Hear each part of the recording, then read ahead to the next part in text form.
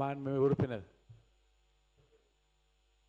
மாண்புமிகு பேரவைத் தலைவர் அவர்களே, இளைஞர் மற்றும் விளையாட்டு மேம்பாட்டுத்துறை, நெடுஞ்சாலை மற்றும் சிறு துறைமுகங்கள் மானிய கோரிக்கைக்கு எனக்கு பேசுவதற்கு வாய்ப்பளித்த நடுநிலையான நம்மளுடைய சபாநாயகருக்கு என்னுடைய முதல் வணக்கத்தை தெரிவித்துக் கொள்கின்றேன்.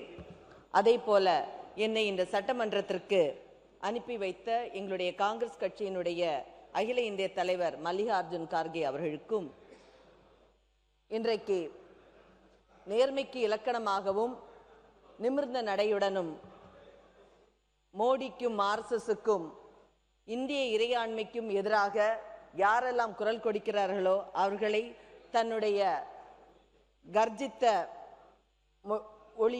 குரலால்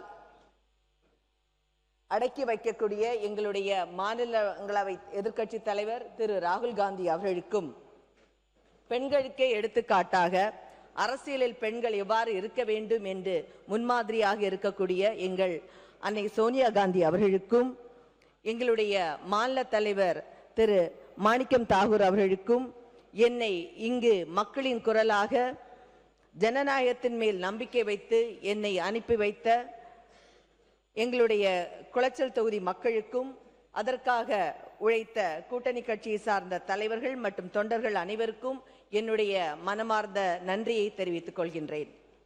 மாண்புமிகு பேரவைத் தலைவர் அவர்களே, தமிழ்நாட்டின் மீதும் தமிழின் மீதும் மிகுந்த மரியாதை வைத்துக் கொண்ட காரணத்தால் தான் எடுத்த கொள்கையில் உறுதியாக நின்று தமிழகத்தில் தமிழ்தாய் வாழ்த்து தான் முதலில் பாட வேண்டும் என்ற பள்ளிகளில் ஆயாலும் சரி, அரசு நிகழ்ச்சிகள் ஆயாலும் சரி, பாட வேண்டும் என்று அனைத்து எதிர்க்கட்சிகளையும் ஒன்றிணைத்து இன்றைக்கு கோட்டையில் கம்பீரமாக கொடியை ஏற்றி மக்களின் மனதில் வலம் கொண்டிருக்கக்கூடிய நம்மளுடைய மாண்புமிகு முதலமைச்சர் அவர்களுக்கு, திரு ஜோசப் விஜய் அவர்களுக்கு என்னுடைய வணக்கத்தை தெரிவித்துக் கொள்கின்றேன். அதே போன்று மாண்புமிகு முதலமைச்சர் அவர்களே, ஆட்சியிலும் அதிகாரத்திலும் பங்கு தந்து கூட்டணி கட்சிகளுக்குரிய மரியாதை கொடுத்த எங்களுடைய பெருந்தலைவர் காமராஜரனுடைய ஆட்சியை இன்று, அதே போன்ற ஒரு ஆட்சியை இன்று காங்கிரஸ் கட்சியின் கடைகோடி தொண்டர்கள் அனைவரும் விரும்பிக் கொண்டிருக்கிற நேரத்தில் ஒரு ஸ்பார்க்காக எங்களுக்கு தந்த மாண்புமிகு முதலமைச்சர் அவர்களுக்கு காங்கிரஸ் கட்சியின் சார்பாக எங்களுடைய மனமார்ந்த நன்றியினையும் தெரிவித்துக் கொள்கிறோம். மாண்புமிகு பேரவைத் தலைவர் அவர்களே, நம்முடைய நிதியமைச்சர் அவர்கள் சட்டமன்றத்தில் வெளியிட்ட பட்ஜெட் என்பது அனைத்து மக்களாலும் ஏற்றுக்கொள்ளப்பட்ட ஒரு பட்ஜெட் ஆகும். இது ஏழை எளியவருக்கான ஒரு பட்ஜெட். இந்த பட்ஜெட்டை புரட்டி பார்க்கும் பொழுது இந்த நிதி நெருக்கடியிலும் மக்களுக்கு வாக்கு கொடுத்தபடி விவசாய கடன் தள்ளுபடி ஆகட்டும், தாய்மாமன் தங்க மோதிரம் சீராகட்டும், சூப்பர் கிளாஸ் ரூம் திட்டமாகட்டும், 200 யூனிட் கரண்ட் தள்ளுபடி ஆகட்டும், வேலைவாய்ப்பு ஆகட்டும், மதுபான கடைகளுடைய எண்ணிக்கையை குறைப்பது ஆகட்டும், சிங்கப்பெண் திட்டமாகட்டும், தொழில் முதலீட்டாகட்டும்,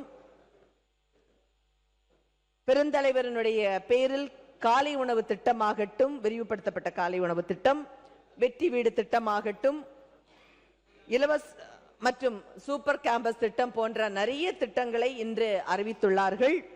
இது போன்ற எண்ணற்ற திட்டங்கள் மக்கள் மேல் நலன் சார்ந்து அறிவித்திருப்பது உள்ளபடிய மகிழ்ச்சியாகும். குளச்சல் தொகுதி மக்கள் சார்பாக என்னுடைய நன்றியை தெரிவித்துக் கொள்கின்றேன்.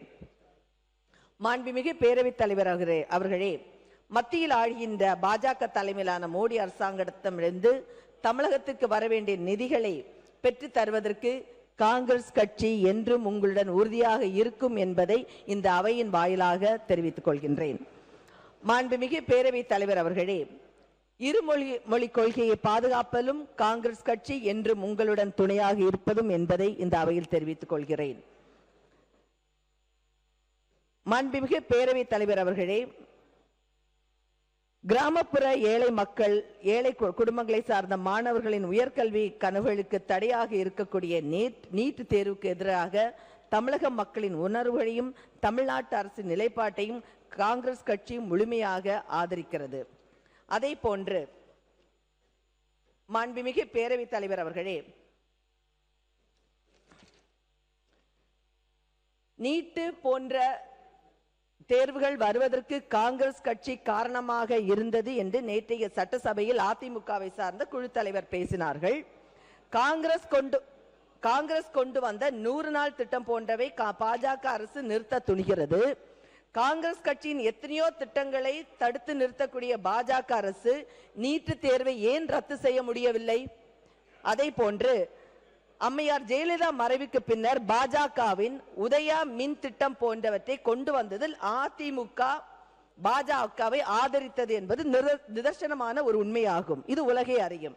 இந்திய காங்கிரஸ் கட்சி தனது தேர்தல் அறிக்கையிலும் நீட் திட்டத்தை ரத்து செய்வது குறித்து வலியுறுத்துகிறது.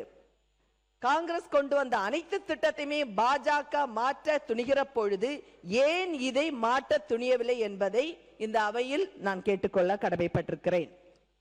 அதே போன்று மத்திய உணவு திட்டம் மூலம் கல்வியை அனைவருக்கும் எடுத்து செல்ல வேண்டும், எளிமையான மக்களும் கல்வி கற்க வேண்டும் என்ற நோக்கத்துடன் அன்றைக்கு பெருந்தலைவர் காமராஜர் அவர்கள் தொடக்க பள்ளிகளையும் 10 கிலோமீட்டருக்கு ஒரு உயர்நிலை பள்ளியையும் கொண்டு வந்தார். இன்று பல்வேறு துறைகளில் பெரிய பெரிய பதவிகளில் வைக்கக்கூடியவர்கள் அன்று காமராஜரின் மத்திய உணவு திட்டத்தினால் வந்தவர்கள் என்பதை நாம் மறுப்பதற்கு இல்லை என்பதை ஆணித்தரமாக கூற விரும்பப்படுகிறேன்.